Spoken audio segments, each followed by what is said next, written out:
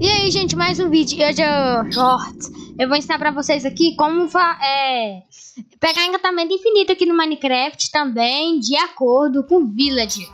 Aqui, ó. Pra isso, vocês vão ter que ter um bibliotecário.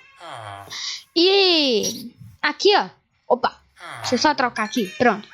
Aqui, ele vai te dar um montão de livros. Aí você vai fazer assim, ó. Pera.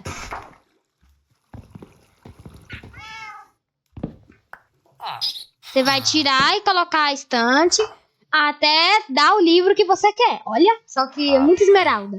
E tem um vídeo aí no meu canal ensinando no short, na aba short, ensinando a farmar esmeralda infinito. Vai lá, passa, vê que lá eu ensinei como pegar a esmeralda infinita.